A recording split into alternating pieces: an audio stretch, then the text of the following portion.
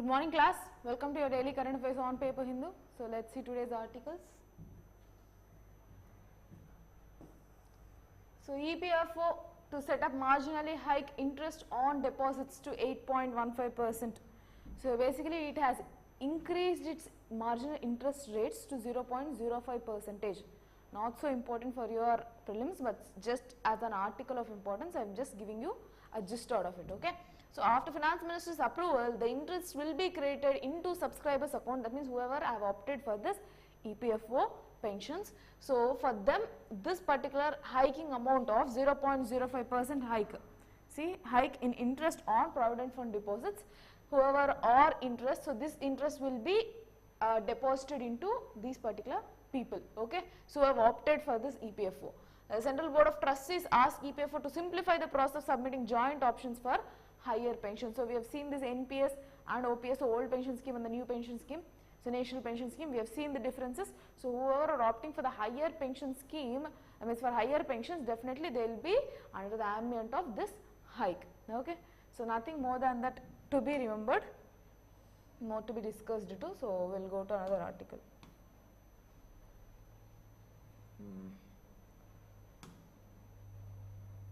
Let's see local news.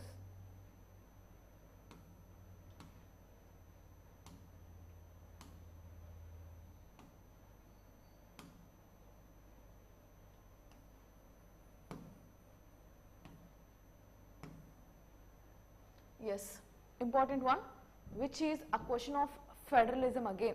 So which is threatening federalism, not completely, but yeah, a small aspect.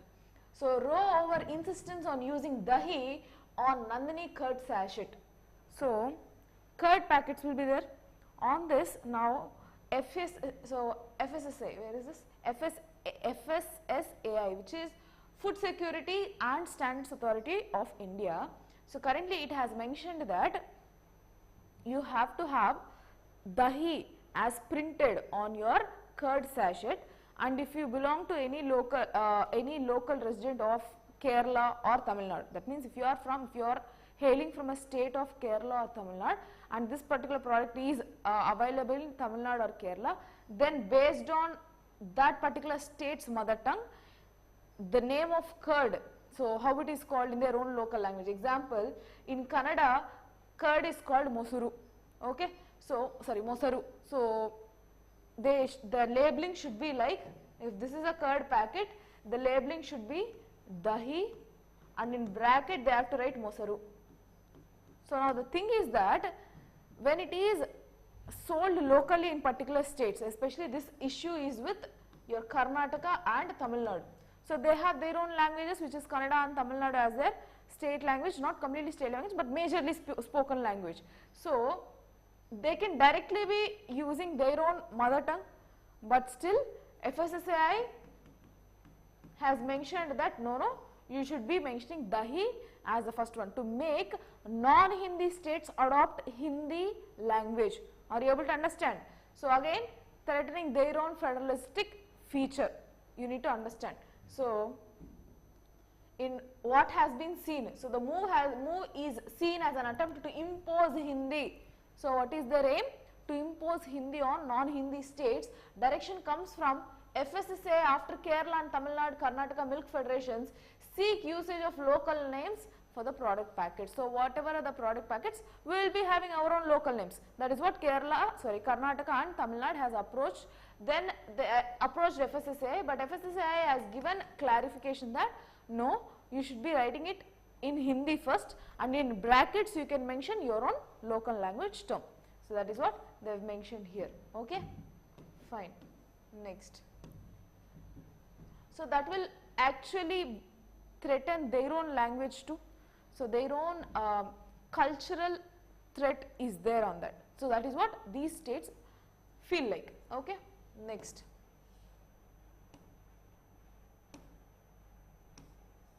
UPI payments of over 2000 may attract up to 1.1% fee.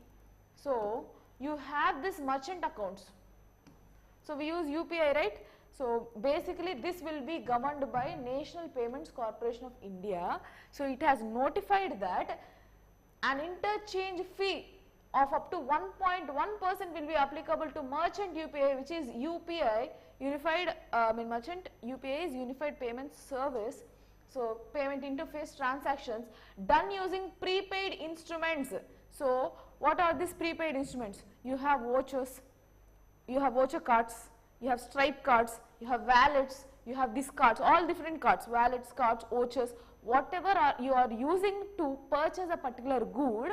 On this, the merchant bank account have to pay to the bank accounts, okay, whatever the bank accounts, these merchant accounts, whatever is using this particular cards, they have to pay around 1.1% as the amount applicable fee, interchange fee, okay, because they are converting their own voucher amount to bank rate, to rupees. Are you able to understand? So, digital way of storing of amount, cashless amount is being converted into cash. Okay, for that they have to pay 1.1%.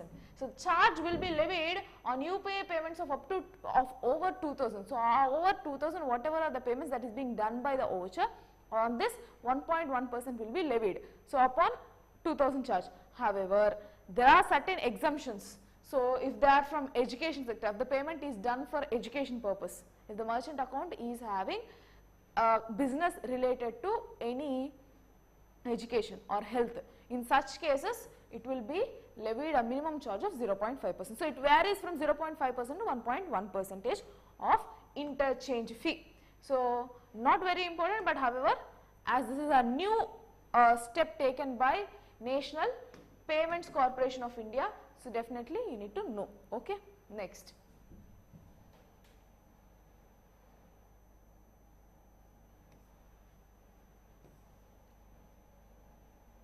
Yes.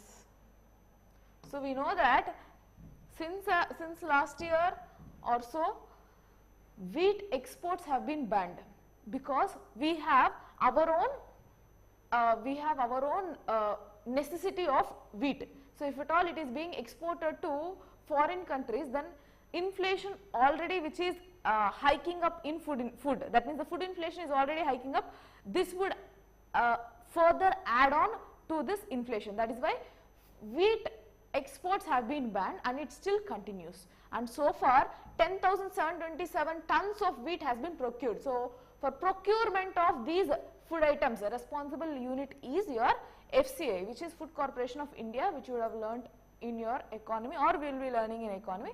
So, so far it has mentioned that currently, yes, as the procurement of wheat for this Rabi season has started. So, for this Rabi season, we are in Rabi season, it has started, and Food Corporation of India said the center will continue to ban on wheat exports as long as the country does not feel comfortable with domestic supplies. That means we have to make sure that in domestic way the supply chain is correct, that it is efficient, or it is ensuring that there is less inflation or the targeted inflation to be met. Okay? But it is already in food inflation, as this come under core sectors, definitely this food inflation is more. In order to ensure that there are enough or sustainable, not sustainable, yeah, enough supply of wheat, they are still continuing this ban on wheat exports as of now. Okay. So, for that they have given explanation that as long as we feel that it is still not comfortable with domestic supplies, the ban on wheat exports will still continue. Okay.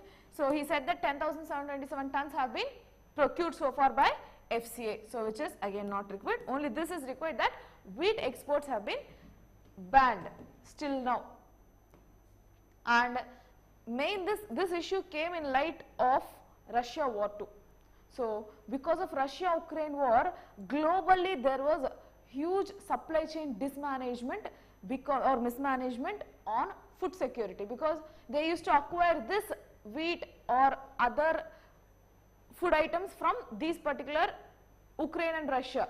However, now because of the ongoing war, there is a huge requirement of these wheat exports, but at the same time inflation in our country regarding wheat is also increasing. So, we need to make sure that we are self-sustaining and then we have to export. That is why the ban still existing. Okay. Next. India to host meeting on security advisors from SCO. So Shanghai Cooperation Organization. So regional grouping again, I will show you what are the countries too, but before that let us see this article. So India on Wednesday will host a meeting with the National Security Advisor. So who is our National Security Advisor? Ajit Doval. So Mr. Ajit Doval is our National Security Advisor, and currently they are going to host a meeting with national security officers of all SCO countries, in which the SCO countries will participate along with Russia Federation too. So Russia is also part of SCO, and Russia's Federation National Security Advisor, who is Nikolai, he will also be addressing, or he will also be attending this particular meeting hosted by India. So the meeting is part of preparatory meetings for the SCO summit that will be held in India this year. So this year we are going to host SCO. So this is a pre-meeting. So before that they are going to have a meeting to understand on the requirements. So what are the requirements, or what are the things that they are going to discuss has been mentioned here. So first thing is expected to take up developments in Afghanistan. So after Taliban takeover, they need to be sure what are the developmental activities that is being conducted in Afghanistan, and what kind of support that SCO should be giving it. Should it be giving it or not? All these things will be discussed, and also help in advancing consultations on Russia's plans for Eurasian Economic Bloc. So Eurasian Economic Bloc again in SCO only. So there are certain countries, we will see that those countries too. So this Russia's plan for advancing consultations, that means its export or trade, especially in Eurasian bloc, should be strengthened. For that, what are the steps that are required to be taken? Okay, so that will be discussed. And the SCO consists of, so these are the countries which SCO have. So what are those? Russia, China, India, Pakistan, Uzbekistan, Kazakhstan, Turkmenistan and Tajikistan. So you need to understand this is focusing on Eurasian bloc only, so Asian bloc majorly, right? So we will see who are the countries as part of your map. So map, let's see map, and then we will move. Just a moment.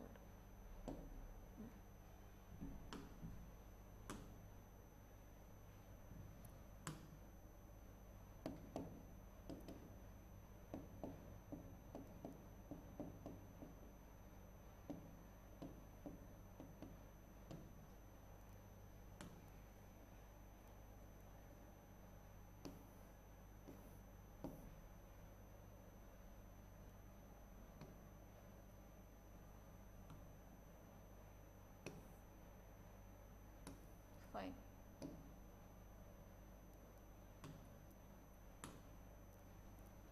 See what are the countries? Russia, Uzbekistan, Pakistan, India, China, then Tajikistan, Kyrgyzstan. Okay. So all these are the regional groupings of your SCO. Okay. Fine. So these are the member countries. So with this you need to understand that Russia is major part of SCO again. So in its geographical area, and currently they are playing huge role to have this regional issues to be solved and to ensure there is development, sustainable development in these particular places also. Fine. Next, where is this article? Just a moment. Yeah. So that is their focus upon, right? Next.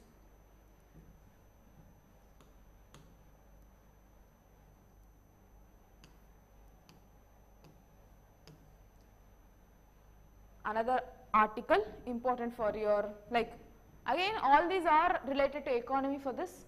So inflation in your pharmaceutical industry. Fine. So prices of essential medicines set to see a hike from April 1st. Essential medicines have been from April 1st, whatever are the essential medicines. So in what areas we will see again. So painkillers, anti-infection drugs, so that means antibiotics or whatever it is, anti-infection drugs, cardiac drugs, antibiotics, all these to get dearer, that means to get expensive. So there is a hike in these pharmaceutical medicines. So what are those? Surge brought on by sharp rise in WPI. So what is the actual reason for such? Wholesale price index is the actual reason for its surge. So pharma body cites annual change of 12.12% in WPI in 2022, which is again not required.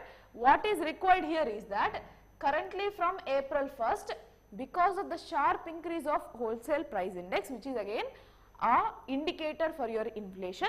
So, here pharmaceutical industry will be seeing a hike of 11%. So, from April 1st, the essential medications, so on all these things, painkillers, cardiac drugs or anti-infection or antibiotic, all these drugs will see 11% hike in amount in pricing. Okay. Next. So, rest all not required, everything is not required, but only one thing, who will be monitoring this pricing? NPPA, which is National Pharmaceutical Pricing Authority, under the act of or in accordance with Drugs Price Control Order 2013. Okay. So, with that act it will be monitoring this pricing. Okay, fine. Next.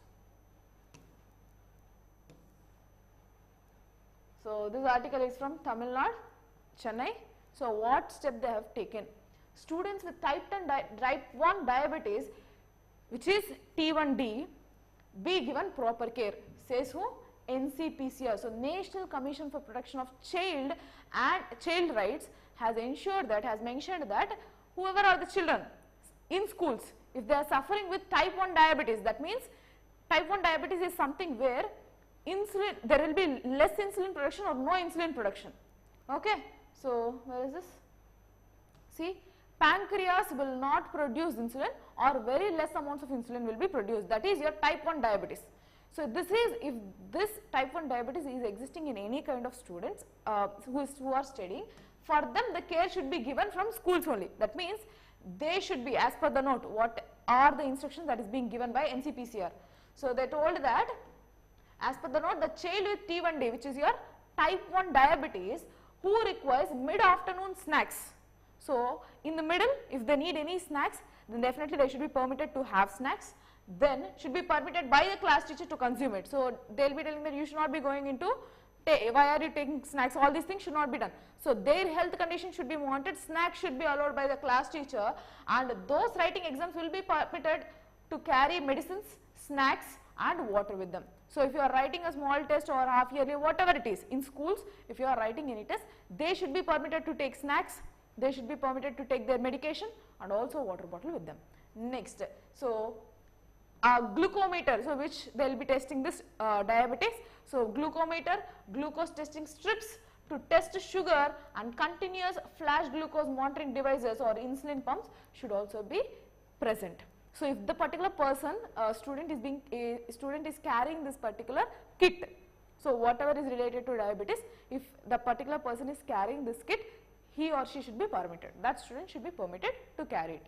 Okay, irrespective of the situation. So, it can be exam or it can be the class, they should be allowing it. So, that is a care that is being given for school students who are suffering with type 1 diabetes. So, the NCPCR appeals to states, in that case a smartphone is required. So, it is asking that in a case of smartphones required to monitor sugar levels, it should be allowed and can be helped by invigilator in the hall. That means, if through this type 1 diabetes, if there is any kind of issue, so the particular student is allowed to carry cell phone too, and it should be monitored by whom? Invigilator. So, that particular cell phone which will track their sugar levels should be handed over to faculty, the invigilator, and they should be monitoring their sugar levels, because especially during the exam they might get panic and it might trigger a lot of health issues for them in respect to this type 1 diabetes. So, that is why all these facilities or care steps should be taken or has been prescribed by NCPCR for its students. Okay, important. So, as part of care towards children, okay, social justice again. So, rest all not required. Next, Australian technology may help generate power from defunct gold mines in KGF. So, KGF, Karnataka, you are very aware of it. So, currently Australian technology will be helping to generate this power. So, defunct, first let me tell you what is defunct. Defunct gold mines means no longer it is being used. That means no gold is found, so in that particular areas. So, they have been left out barren. So, this particular places can be used for electricity generation through renewable sources. So, currently Australian renewable energy companies unique scheme to generate electricity from resuscitate. So, resuscitate the fortunes of one of the India's iconic, what is that? Defunct gold mines from kgf, which is being left over and no further gold is being found. In such particular place, this Australian company will be helping to develop renewable energy. So how is it? A hiccup that makes renewable energy reliable from solar or wind power is that there is no power during the nights or windless days. The green gravity's idea is to address the challenge by relying on low-tech gravity. So what they are planning is they have their own technology. So we will learn about this deep. So let me go. Their plan is to find defunct mines. So what is their plan agenda? First, wherever are the mines that are being left over, they will identify it, which often go hundreds or even thousands of meters deep and haul a weighted block. This could be as much as 40 tons, after which the top of the mine shaft is using as a renewable energy power during the day, which such power is available. When the backup power is required, the heavy block will fall under the gravity and ensuring the momentum will power generate via connected shaft. That means they are combining solar and wind power. So they will be having one particular shaft being placed on this hollow lands. So whenever there is sun, solar energy can be used. Later on, if that is not available, through this shaft rotation and throwing it into gravity, using the gravity as a backup power, it can be generated through that particular model. So this model actually would benefit for renewable source of energy, that's all. So they are combining these two models. So shaft, I can show you the image how this shaft would work. So around 40 tons would be the shaft. That means this wind turbines will also be there, right? Let me show you.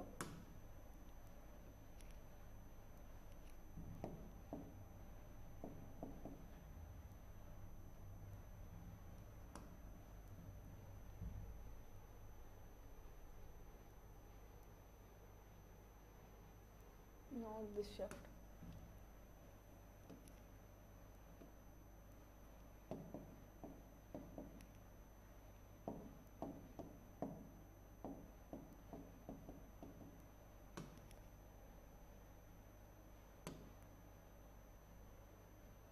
See, one such example where you have a rotatory shaft. Okay, so because of that movement, your energy will be developed. So this can be used even in your windmill. So if this is your windmills, here there will be one rotatory shaft to which your turbines will be connected, right? To which your these wings will be connected. So this is your rotatory shaft. Okay, so that will be connected, which will be used for generating your power. Okay, so that is about this article. Fine. So that kind of technology is being used.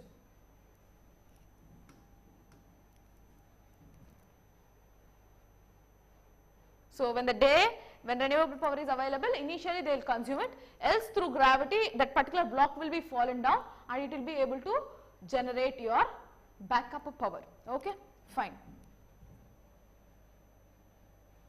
So how it is actually going to work? So if they throw down, how it will be able to generate energy? So a bit specific, not required, but for your understanding purpose I would like to tell you how is it going to work. So you have these gold mines which are being mines in the sense it will be under depth, right?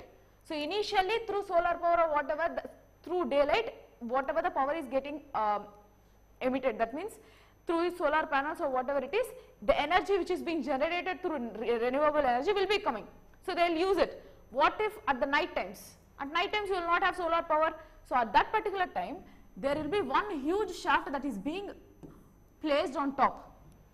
Okay, how much is tons? Around 40 tons of weight, and they will be removing this at night. They will be allowing it to fall. So in this deep mines, once it is allowed to fall, and that is a shaft, so it will be rotating.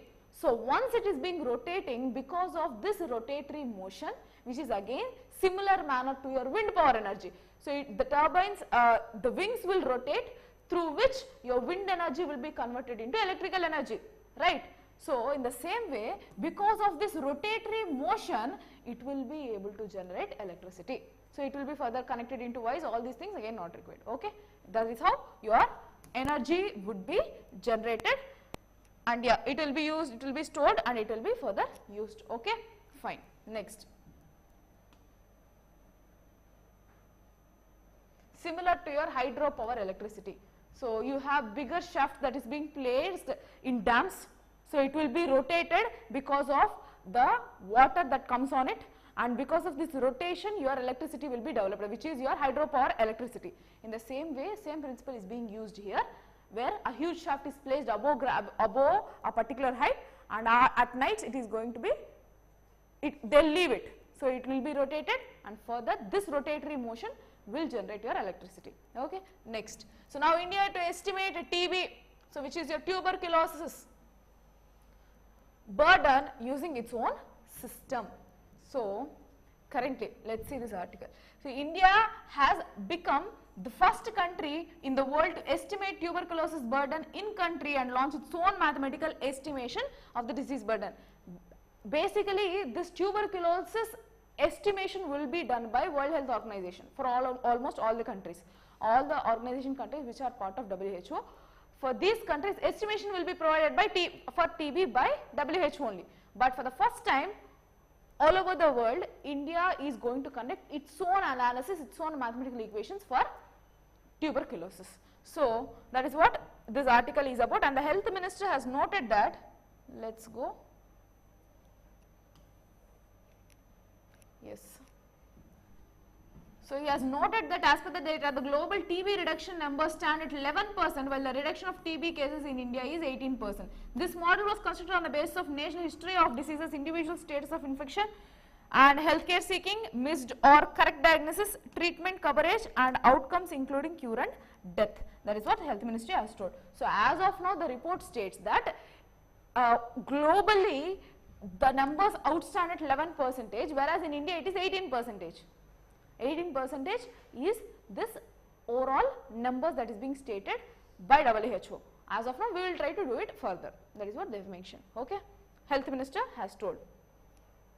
So going to data, see this data estimated by WHO, again important, can be added to your science and tech health part. What is the disease burden of our country? So the ministry added that India's TB incidence rate stands at 196 per 1 lakh. So 196 is to 1 lakh is a ratio of TB cases existing in India, and who has estimated this? So this is what our ministry has told. Against WHO, how much it is? 210 is to 1 lakh. So to mention the figures by our country, to mention what are the actual figures from our country, Health Minister has told that as per our calculation it is 190, as per WHO it is 210 per 1 lakh. Okay. Yes, 196, whereas it is 210 by WHO. Yes. Next.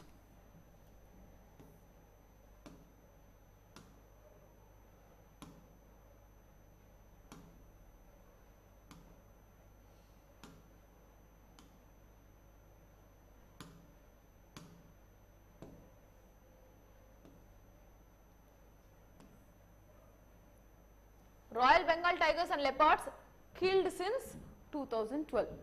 So count 29, at least 3 Royal Bengal tigers and 26 leopards were killed by poachers from forests of Odisha. So that is what they have mentioned. So from forests of Odisha, this a particular Royal Bengal tiger is famous in Odisha.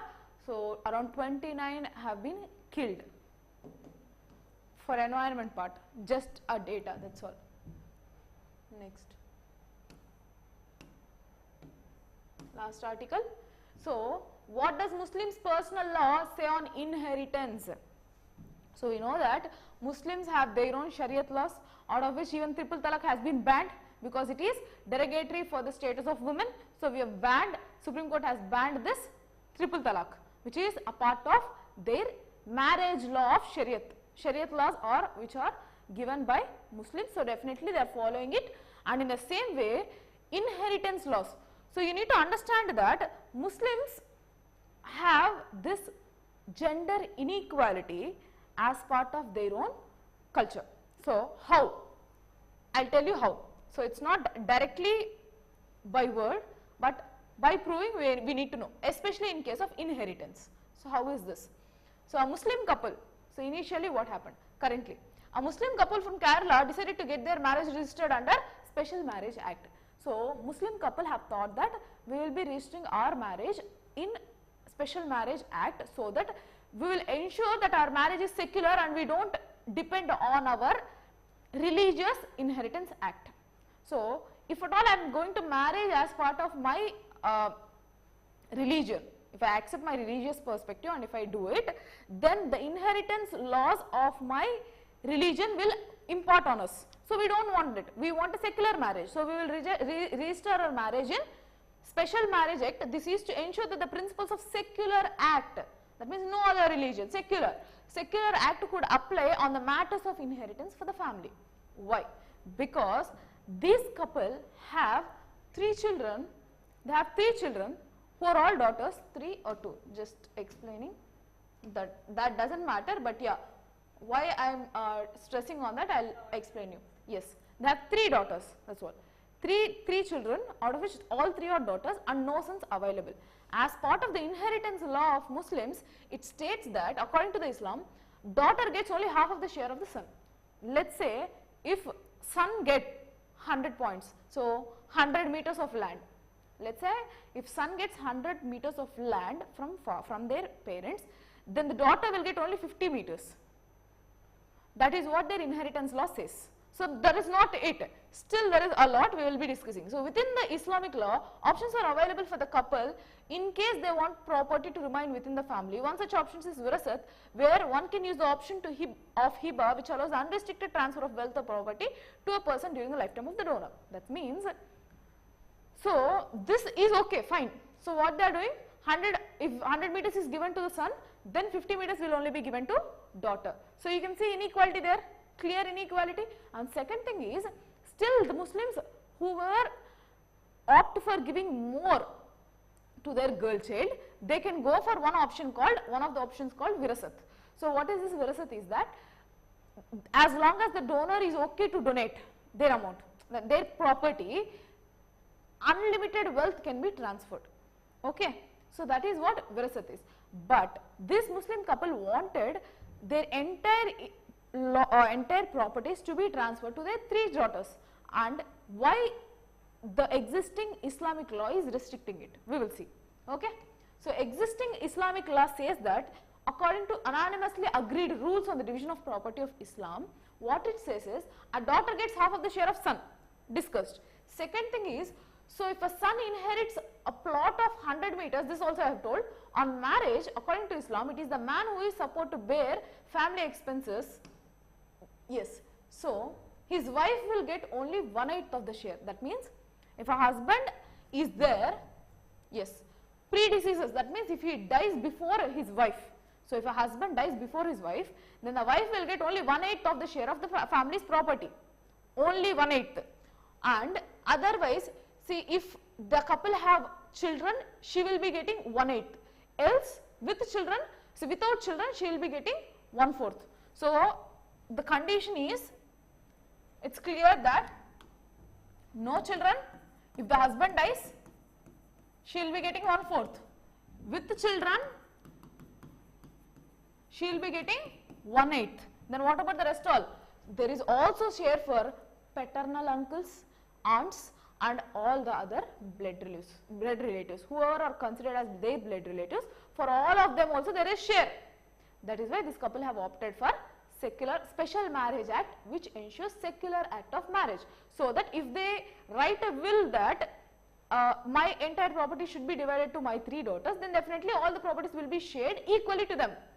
For that case, they have opted. So, you need to understand the loopholes of existing Islam Act, okay, Islam's Marriage Act as well as Inheritance Act. So, it is clear, right? That is entirely about this article. So, just go through this article to understand the inheritance law of Muslims for more. I have given you the gist, which is actually enough.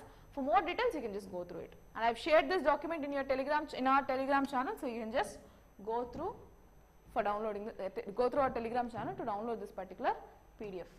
Yes, so that's it for today.